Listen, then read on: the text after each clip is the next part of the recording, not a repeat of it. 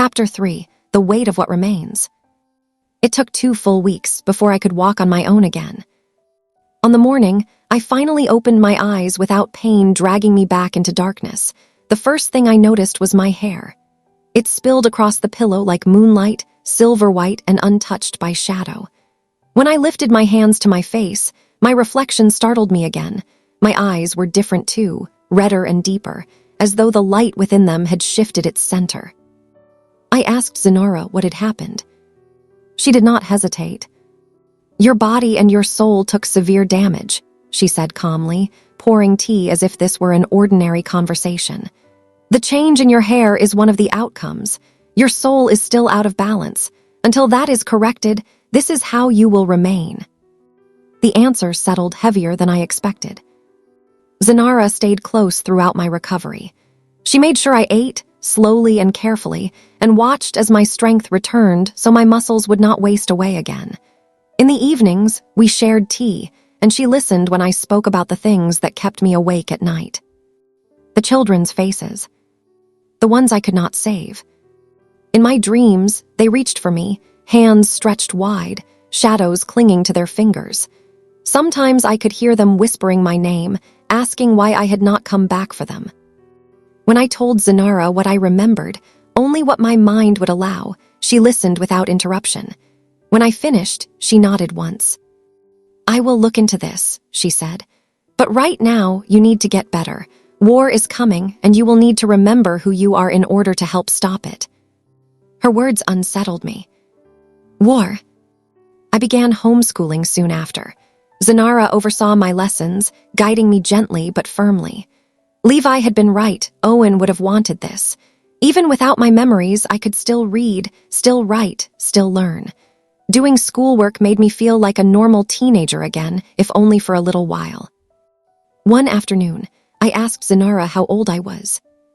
16, she answered. "Time moves differently here, faster than in the mortal world. When you return, you will be the same age you were when you arrived. But your mind," she studied me carefully, "your mind will be far older than most your age." That explained the weight I felt, the way my thoughts seemed sharper than they should have been. I had not seen Owen, Waylon, or Oliver since my recovery began. I told myself it was for the best. What would I even say to them? I was not the girl they remembered. Even so, I could tell they cared. One night, during tea, Zenara finally told me the truth about the day I nearly died. When my soul began to fade, when my heart refused to keep beating, Oliver did everything he could to save me. Healing spells, potions, pressure, nothing worked. So he did something forbidden. Something no one his age was meant to do. "He gave you half of his soul," Zenara said quietly. "He created a bond between you." My breath caught. "That bond," she continued, "was meant only for his future wife." My thoughts spiraled. I looked down at my hands, suddenly unsure they belonged to me. "Does he know?" I asked. "Yes," Zenara said, then after a pause, "and no." She sighed softly. "The Frazier bloodline does not think before it acts. They act first, always. I have not told anyone else, not yet, because I want you to be the one to decide what happens next. This is your life." "Why wouldn't I tell him?" I asked. Zenara met my gaze steadily. "Because telling him would change everything. He would want to make things right. He would want to marry you or bind himself to you further. Creating a bond is easy. Breaking one," she shook her head, "that is where the true cost lies." She set her teacup down gently. "I want you to know him first, truly know him. Because once you choose what to do, sacrifices will be required on both sides, and in the end," her voice softened, "someone will be hurt. The only question is who." Silence stretched between us. After a moment, Zenara spoke again. "When your physical training begins, when your soul stabilizes, I want to take you somewhere, a place where you can make that choice." She hesitated. "You will meet someone you have forgotten, someone who knows what happened." My chest tightened. "But for now," she said firmly, "we focus on balance. When you are ready, we will talk again." I nodded. Because for the first time since waking, I understood something clearly. Healing was not the same as recovery. I was grateful that Zanara had been honest with me, that she had not hidden this fate, this bond, between Oliver and me. "Do Owen or Waylon know?" I asked quietly. Zanara rose from her seat and crossed the room before answering. She stopped beside me, thoughtful. "Waylon has noticed the signs," she said at last. "He senses something is wrong, though he is not yet certain. Owen," she paused. "Perhaps, but Owen is difficult to read. If he does know, he would want to observe how this bond is affecting his son." She turned back to face me. "A soul bond can take two forms," she continued. "In rare cases, both. The first is what you might call a twin bond, shared instincts, mirrored reactions, and awareness of each other's thoughts and movements. The second is far more dangerous." "The pull," I said. "Yes," Zanara confirmed. "The pull ensures that no matter where you go, no matter how far apart you are, you will always find one another. And when you do, feelings will awaken." "What if I don't feel them?" I asked quietly. Her gaze sharpened, though her voice remained calm and steady. "You will," she said simply. "There is no way around it. That is why this bond is reserved for married couples or for those who are promised to be. It exists to make a union unbreakable, no matter what trials come." My chest tightened. "Does Oliver already have someone he intended to marry?" Zanara's expression softened. She turned toward the window, her eyes settling on the floating sky beyond it. "Do you truly wish to know?" she asked. "Yes," I said without hesitation. "If I am going to decide what comes next, I need the truth." For a long moment, she said nothing. Then she answered quietly. "Yes, he is engaged, and she is an elf like you, though of the light." The words struck harder than I expected. My heart went numb, as though it had not been cut by a blade, but pierced by honesty. "Then why would he do this?" I asked, my voice barely above a whisper. "If he was already engaged, why would he bind himself to me? Wouldn't that destroy everything he was trying to build with her?" "That," Zanara said softly, turning back to me, "is the question." She studied my face. "Perhaps he acted only to save a friend," she continued. "Perhaps, in that moment, he gave more of himself than he realized." Then she straightened, resolve returning to her posture. "For now, we will treat this bond as the first form only. A twin bond, not a lover's bond." "You want me to lie?" I asked. Zanara shook her head. "No, you are not lying. You do share a twin bond, shared awareness, shared instincts, fragments of one another. That much is true." Her gaze sharpened again. "The pull, however, has not yet awakened, and it may not until you see one another again." She met my eyes steadily. "When it does, you will both know." "Then I won't see him," I said quickly. "If I never see him, it won't happen." Zanara smiled faintly, knowingly. "It is not so simple. Fate is not something you can outrun. Oliver has been asking to see you. I have told him now is not the time, but there is a safer way to learn the truth." My breath caught. "What way?" "We go to see him first," she said. "You have never seen his face, so I will be with you. We observe. We see if you feel the pull. It is the only way to know for certain." "We go to him?" I asked. "Yes, after school would be the safest time." "How would I know?" I asked, my voice unsteady. Zanara's expression softened. "It will feel like love at first sight." "Love," I echoed. "Yes," she said calmly. "Your heart will race, your nerves will spark. Heat will rise to your face, a pull will settle in your chest. Butterflies, a need to be near him." Her voice lowered. "A desire to be held, to be claimed." "Marked?" I asked quietly. Zanara smiled, almost amused. "It seems I will need to teach you more than I thought." Heat rushed to my face. "So if I do feel the pull?" I asked softly. She studied me for a long moment, then sighed. "Then, my dear," she said gently, "I pity you." She reached into her robe and placed a small glass jar in my hands.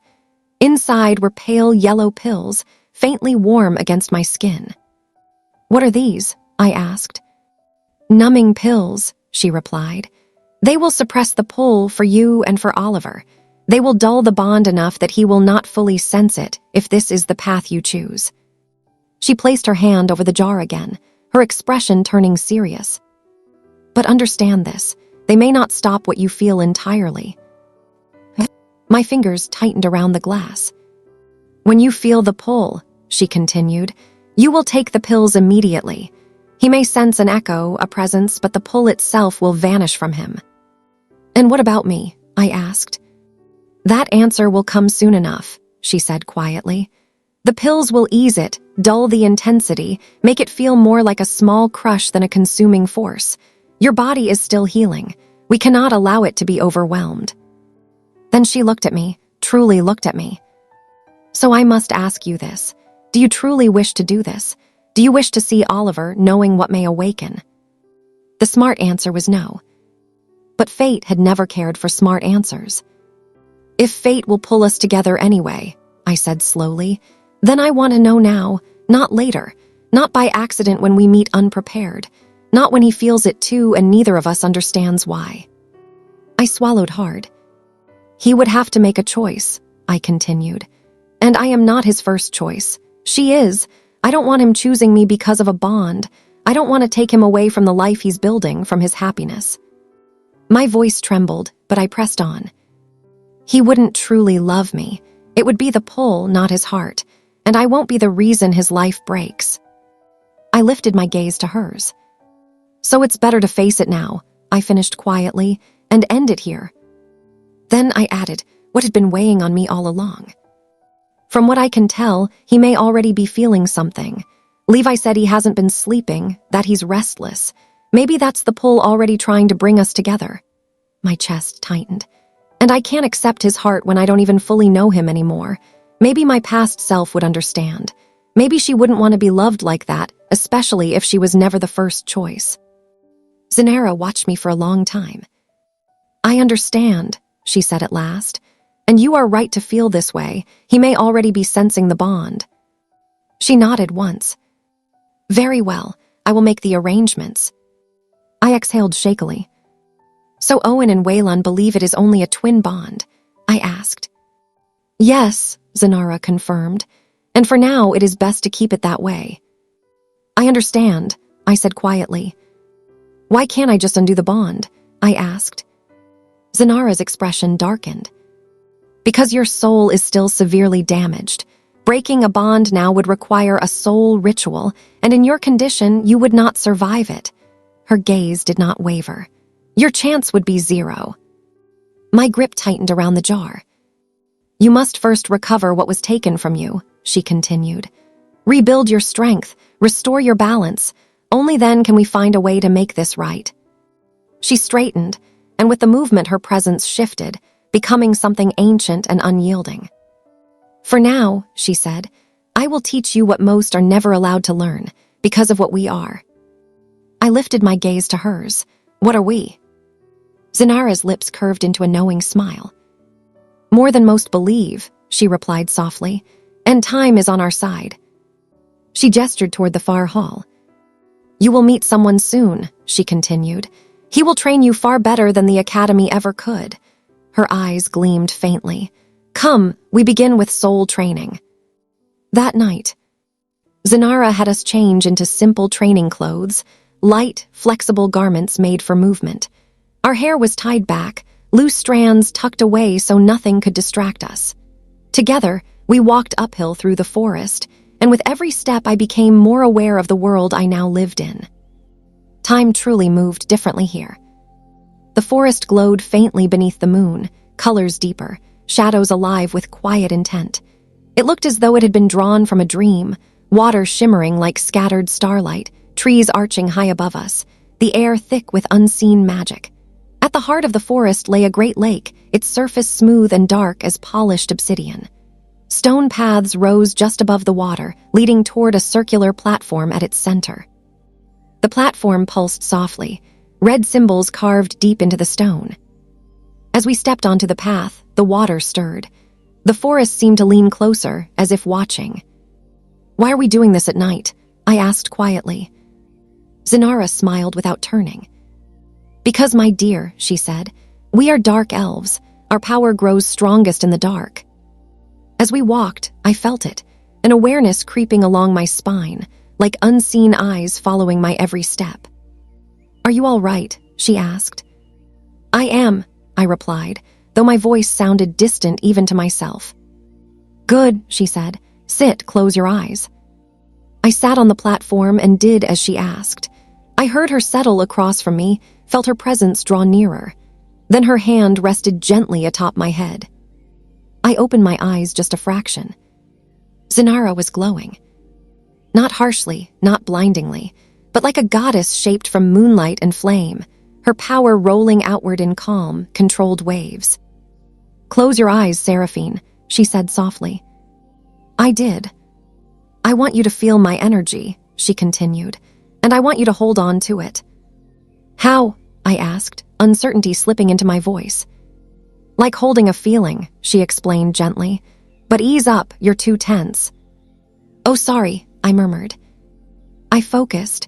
The sound of the water steadied me. The hush of the forest slowed my breathing. For a time, there was only stillness, warmth, and quiet concentration. Then a chill crept slowly up my spine. Pain followed. "Stop," Zenara said at once. The pressure vanished instantly. "You did well," she said gently. "Soon, you'll be able to do this without drawing on my energy." She helped me to my feet. My body felt lighter, steadier, as though something inside me had realigned. "How do you feel?" she asked. "I feel good," I said honestly. "Thank you." "That is good," she replied. "It means your body is healing, but your soul still needs time. The pain you felt was imbalance. It will lessen." She turned back toward the forest path. "Tomorrow," she continued, "you will meet someone. He will be your guardian and your teacher. He will help you regain your strength, far better than the academy ever could." As we walked back, my thoughts drifted. I remembered what Zenara had told me about the bond. A sudden sadness bloomed in my chest, sharp and unfamiliar. "Is something wrong?" she asked. "Oh no," I said quickly. She stopped walking. "You are already lying to me," she said mildly. "What? No, I feel sad, and I don't know why." She studied me for a long moment. "Ah," she said quietly, "you are feeling his heart." His heart?" I asked. "The twin bond," she reminded me. "It has begun." My step slowed. "It would be wise to learn more soon," she added gently. When I reached my room, I lay back on the bed, staring at the ceiling. Was Oliver sad because of me? Was the bond hurting him too? My chest tightened as I reached for the small glass jar Zenara had given me, the pale yellow pills inside rattling softly. Soon, I thought, I would know. And when I did, I would finally see what needed to be done. I pressed a hand to my chest as a quiet ache bloomed beneath my ribs, steady and insistent, like something alive. "I'm sorry, Oliver. If you are feeling this sadness, if your heart feels heavy because your thoughts have turned toward me, then please know this truth above all others. I am all right. I am trying. I only wish I could tell you that myself." I turned on the water and stepped beneath it, letting the warmth spill over my skin and soak into my bones. Slowly, my body began to loosen, the tension I carried unwinding little by little until my shoulders no longer ached beneath its weight. This bathroom reminded me of the first moment I opened my eyes here, of Zenara, of Owen, of Waylon standing watch as if my life mattered. It reminded me of the sacrifices already made, of the choices taken without hesitation, all to keep me breathing. I closed my eyes beneath the falling water. I hoped that what they had given, what they had risked, would not be wasted. I had to try harder. I had to get better. And when I was strong enough, I would find the ones responsible for this and bring an end to them. And if there was a way, if there was even a single chance, I would give this half of my soul back to Oliver so he could be free of this bond, so his heart could belong only to the one he chose, not to someone fate forced upon him. I did not want his life shaped by obligation or sacrifice. I did not want to be the reason he carried a burden he never asked for. And if my heart had fallen for him because of this bond, If love had taken root where it was never meant to grow, then I would let him go. Even if it was the hardest choice I would ever make. Even if it broke me. Because his happiness should never be built on my pain, and my existence should never steal his future. And if this bond had to end, then I would be the one strong enough to end it. That week, I trained beneath Zanara's watchful eye. Each day she guided me through exercises meant to pull my soul back into balance, and every session brought pain that was sharp and deep and unavoidable. Yet with each passing day, I could endure a little more. Some days I failed. Some days I trembled and cried until my body refused to go on. But today was different. Today was not a training day. "Come," Zanara said one morning. "Put this on, we're going out." "Out," I repeated, startled. "Yes," she said simply. I dressed as she instructed, noticing that Zanara herself wore clothing far more ordinary than her usual robes, something I was not used to seeing. She opened a portal, and before I could ask another question, we stepped through. In the blink of an eye, the world changed. Tall buildings rose into the sky, their glass faces catching sunlight like mirrors, and people moved past one another talking and laughing, living as if this were any ordinary day. Sound filled the air, loud and chaotic and unfamiliar. "What is that?" I asked, pointing as something rushed past us. Zanara turned and smiled. "Oh, you poor dear, that's a car. I really must take you out more." She gestured subtly, "And perhaps you should look at yourself." I turned toward a reflective surface and froze. I looked younger, much younger. "What happened?" I asked. "I look 14. "You are 14, Zanara replied calmly. "But I'm 16, I protested. She shook her head. "Your true age is 14. Time moved differently while you were healing. When you return fully, it will reset." "So I'll change back?" I asked. "No," she said lightly. "It seems you've discovered my little secret." As we walked, colors overwhelmed me, and people of every kind filled the streets, each carrying a different energy, a different rhythm. I found myself gripping Zanara's hand, suddenly unsure, and she felt like an older sister beside me. "Is it all right for us to be here like this?" I asked quietly. "Yes, my dear," she said. "This is the city. There are many like us here. We will not stand out." We continued, until my breath caught in my throat. Ahead of us stood a massive structure, part castle, part tower, part living monument. "Where are we?" I whispered. Zanara smiled. "This is the gate. Inside is the academy." "The academy," my heart leapt. "My school." "Yes," she confirmed. I barely had time to grasp that truth before Zanara pulled me sharply across the street. A bell rang moments later, and suddenly students poured out of the building, laughing, running, flying, teleporting in bursts of light and shadow. Zanara lifted a veil and draped it gently over my face. I could still see perfectly. And then I understood why we were here. "What am I seeing?" I whispered. "Gifted children," Zanara replied softly. "Each with their own power. Some fly, some summon spirits, some hide what they are entirely." She lifted her hand and pointed. My gaze followed and settled on a boy with black hair and deep blue eyes, his light skin glowing faintly in the sun. I could see his element clearly, earth. His soul shone gold, threaded faintly with black, steady and enduring. Beside him walked another boy, younger, with light brown hair and silver eyes, his soul blazing with green flame. A third ran ahead of them laughing, blonde hair catching the light, wind, and something else swirling eagerly around him. They were walking together. "That one," Zanara said quietly, "is Oliver." My eyes locked onto him. I knew it even before she spoke his name. Everything Zanara had told me aligned in that single instant, and then it struck me without warning. The pull. It was strong, sudden, overwhelming, reaching for him as if it had always known where he was meant to be. It wanted him close, wanted his warmth as though it had once been my home. Oliver stopped mid-step. His head snapped up, his gaze sweeping the street with sharp urgency, searching for something he could not see. At the same moment, Zanara pressed something to my lips. "Swallow," she ordered softly. I did. A car rushed past as she pulled me back into the portal, and from the rooftop of a nearby building, I watched Oliver nearly step into the street before his friends grabbed him and dragged him safely back. "That was close," Zanara muttered. "He's far too perceptive." My eyes never left him.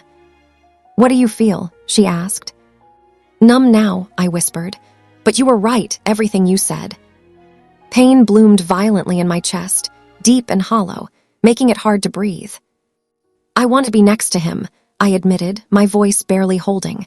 "In his warmth again." Zanara went still. "Oh dear," she said quietly. "That is not good."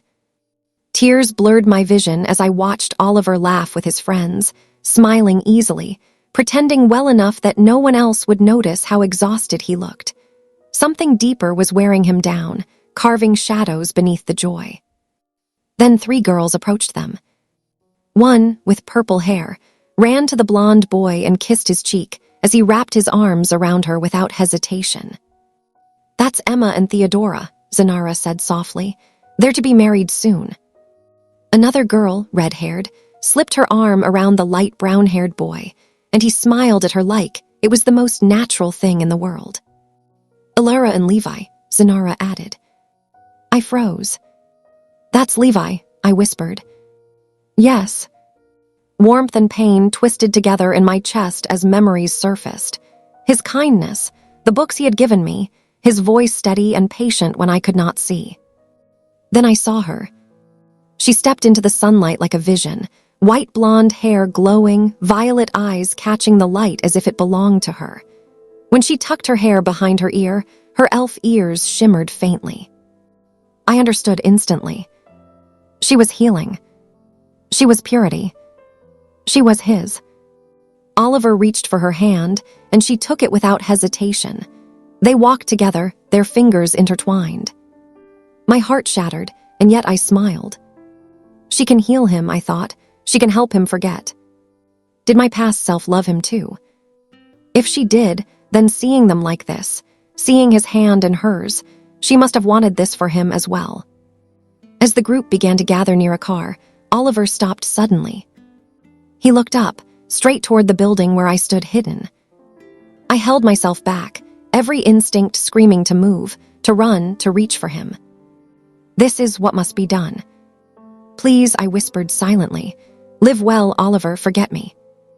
His eyes widened, confusion flickering across his face. Zanara pulled me into the portal, and we vanished. Moments later, Oliver teleported to the rooftop where I had stood. Only my lingering scent remained. "By the gods," Zanara murmured, a small knowing smile touching her lips. "That boy moves quickly, but not quickly enough." The moment the words left her mouth, my legs betrayed me. Strength drained away as though it had never truly been mine, and I sank to the ground, unable to stop myself.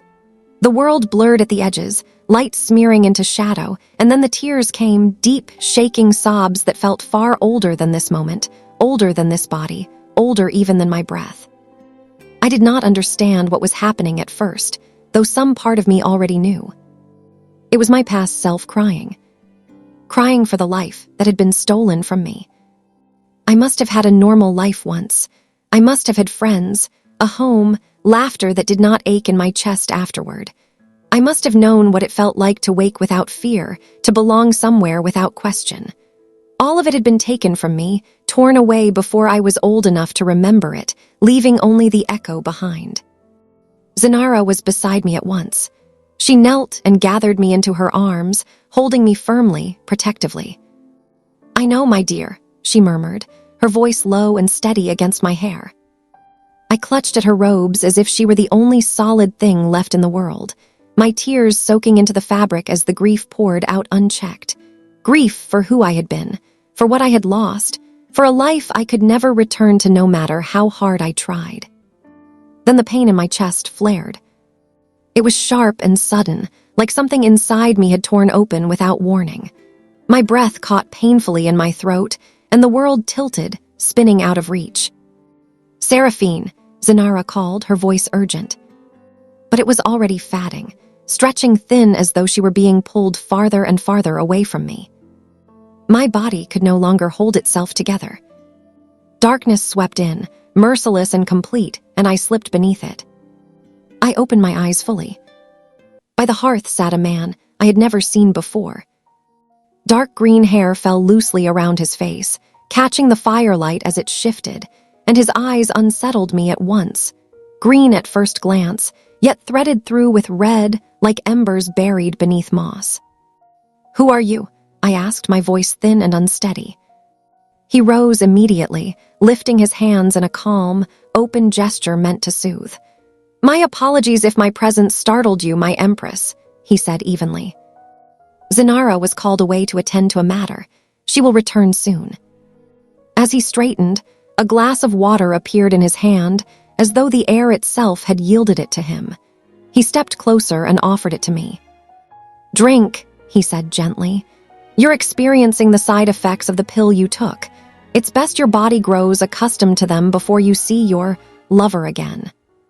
"He is not my lover," I snapped, though I took the glass anyway.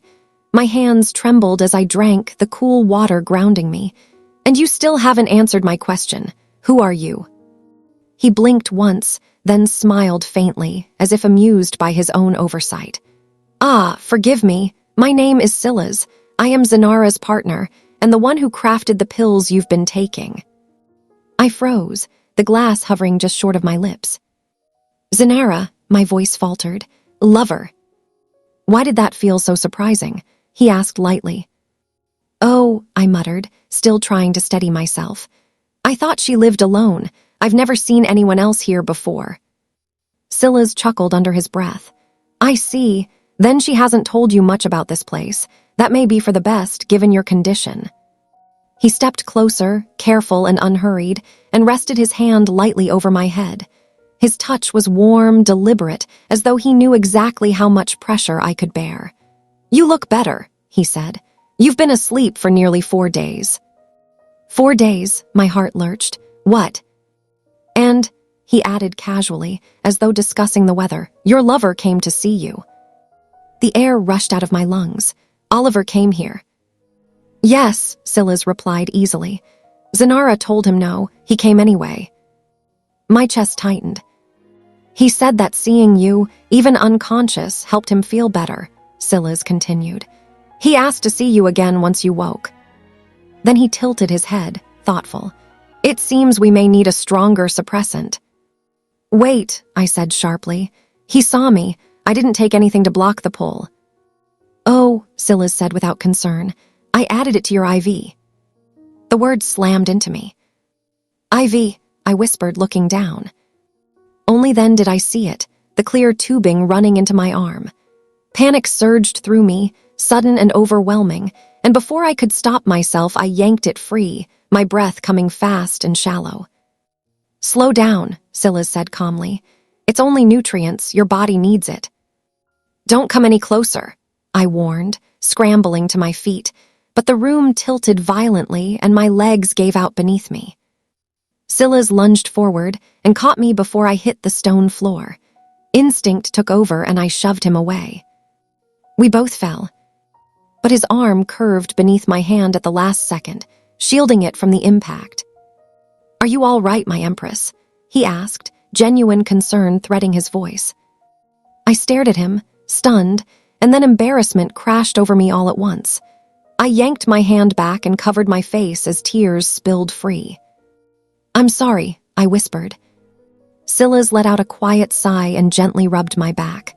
"I understand, truly, but you needed it. You've been unconscious for 4 days with no food and no water. You've lost too much weight." He helped me sit up, and my body sagged weakly against him. He didn't pull away, only steadied me, matching his breathing to mine until the pounding in my chest began to ease. "Slow your heart," he murmured. "Listen to me." I felt foolish, humiliated, but he was right. I had let panic take hold, and my body had paid the price for it. He lifted me carefully and carried me to a chair near the fire, settling me down and wrapping a blanket around my shoulders. The warmth seeped into me almost immediately. Kneeling in front of me, he met my eyes. "Please calm yourself," he said softly. "The medicine can only help if you allow it to. Your body and your soul must adjust together." "I'm sorry," I said again. "No need," he replied gently, then more firmly, "but never do that again." I looked at him, really looked at him. "I don't know you." "That's true," he said calmly. "But I am here to help you, not to hurt you. I know trust is difficult for you right now, but while you are here, no one will harm you." He lifted another IV bag, hesitating. "You need more fluids. I can do this without needles if you allow me." His hand began to glow softly. "May I?" I nodded and slipped one arm free from the blanket.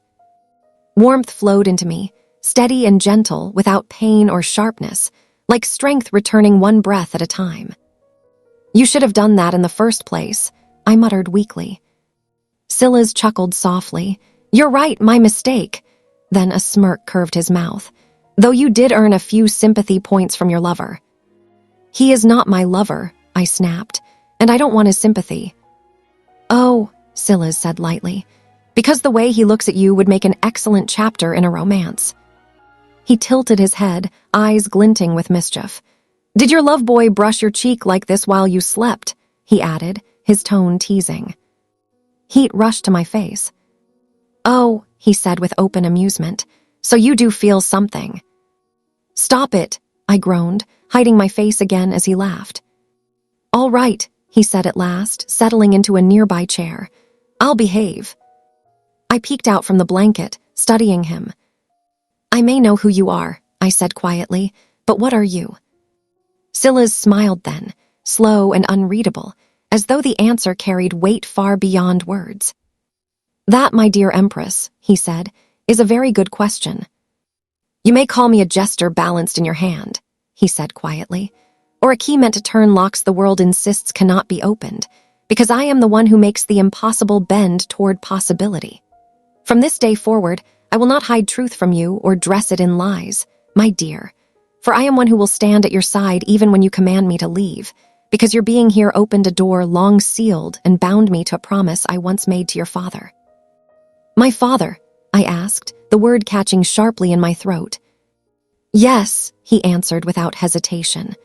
"I know who you are, I know your family name, and I know what you are meant to become, because I am a seer and what I see stands clear before me, whether I welcome it or not."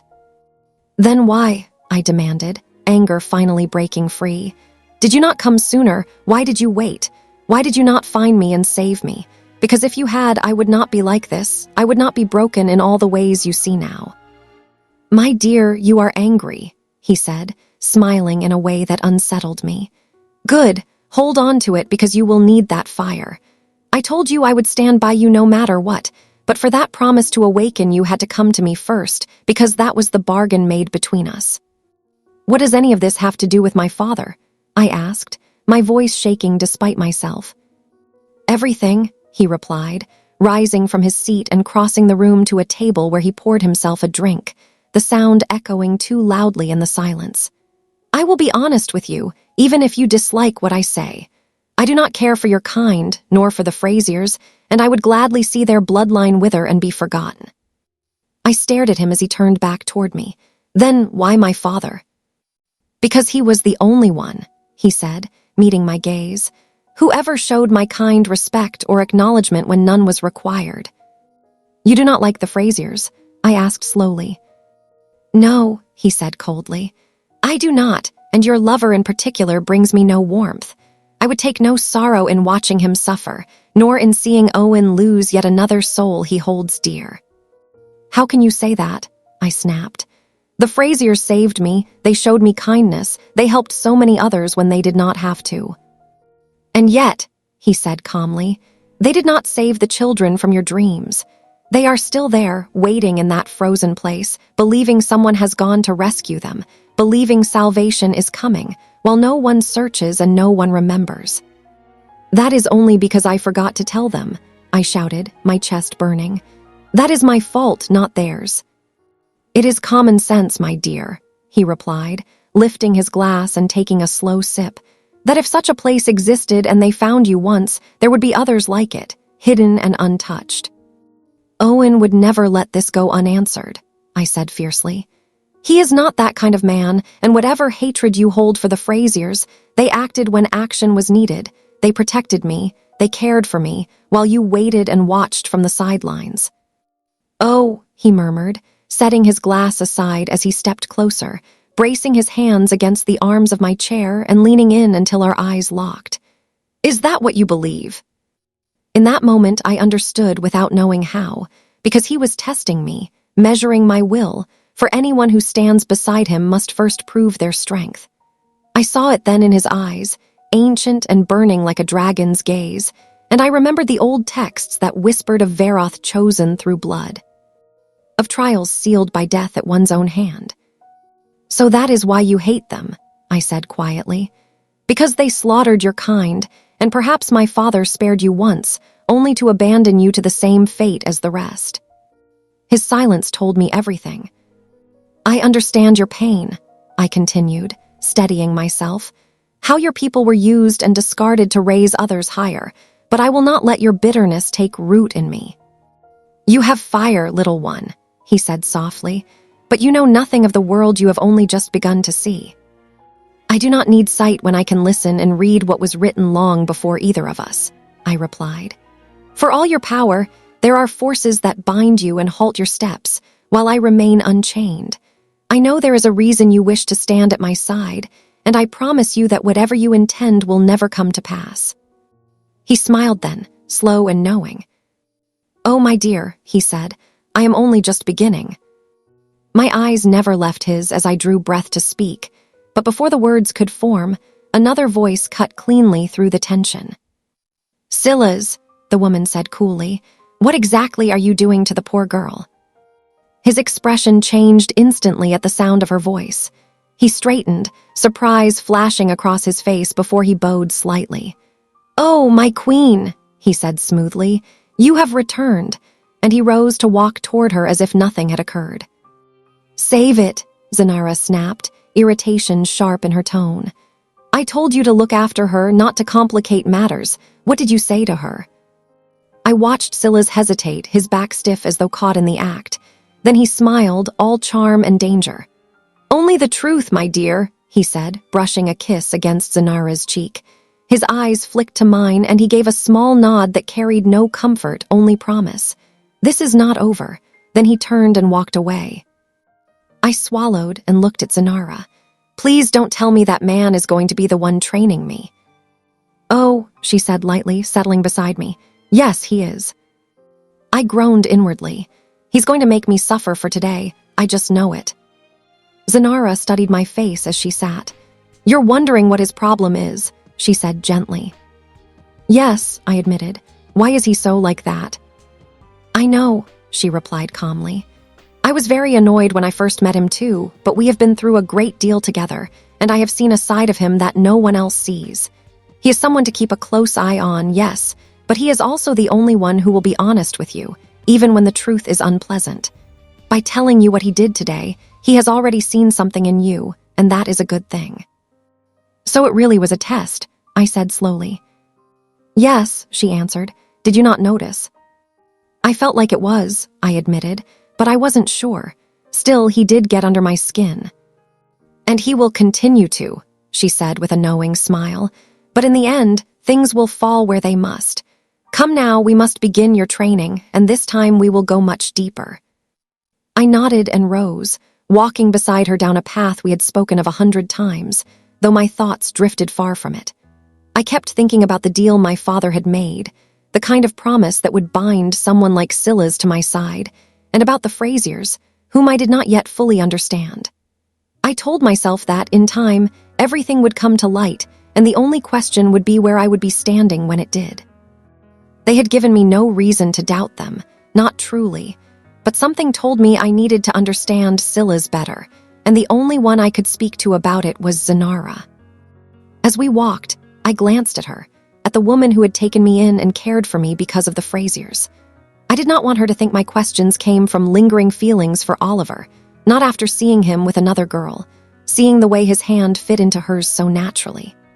I could tell she would make him happier than I ever could, and I reminded myself that the ache I felt was nothing more than the pull, nothing more, no matter how deeply it tried to sink into me.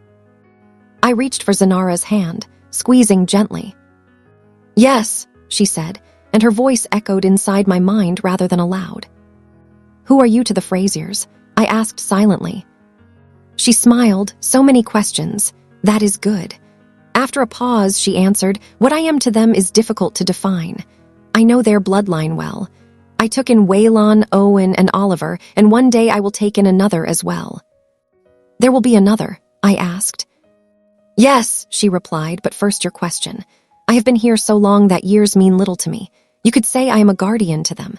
I have seen their true nature, both good and bad, and they are not the only ones I watch over.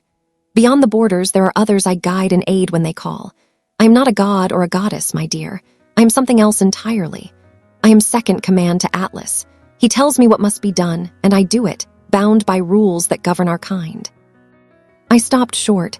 "You speak to Atlas?" I asked aloud. "He's real." She chuckled softly. "Yes, my dear. Did you think him a false god of stories from your world? The Frasiers are among the few who still honor the old laws, and they were blessed because of it, but those laws have been broken, and war is coming." "War?" I asked. "Why?" "Because what was theirs has been taken again and again," she said. "The beasts have grown in number, lives have been lost, and they have turned to us for aid. If fate allows, we answer." "And if it does?" I asked. "Then we cannot intervene," she said gently. "That is why, when you were taken, we could not act until they came to our land. The Frasiers know this and have used it before. When someone like you appears, we find another way to reach them. I may not look it, but I have seen Waylon and Owen as infants, and their bloodline has been chosen by Atlas." She gestured around us. "This is a place where people become more than they were, where kings and queens are shaped, where hidden power awakens and the wounded find new paths. Not all may enter, only the chosen." "So," I whispered, "am I chosen?" She smiled. "You are here, so yes. Soon this place will be livelier when the others arrive, but for now, it is just us." "What will happen when they come?" I asked. "You will help guide them," she said simply. "Me?" I stared at her. "Why?" "Because they will shape your life as much as you shape theirs," she replied, "and I will need your help. Scylla's will not be pleased to see them, and I will need allies. By the time they arrive, you will be ready, and you will know exactly who you are and what you are meant to become." She squeezed my hand and turned forward once more. "Time is with us," she said. "Come, let us begin." Thank you so much for watching the tale of Seraphine from the world of Atlas, Book 1 of the Starlight Requiem saga. Your support means everything to me. I'll be uploading new videos every other Wednesday, and as this channel grows, my dream is to release new stories every Wednesday. To help make that happen, please remember to like, share, and subscribe, and don't forget to hit the bell so more story lovers can find this world too. I'd love to hear from you. What do you think of Seraphine's journey so far? What moments spoke to you the most? If you'd like behind-the-scenes magic, sneak peeks, and extra lore, come join me on Facebook as well. You're officially invited into the constellation. You'll find the link in the description below. Thank you for walking this journey beside me. Until the next video, Northern Stars.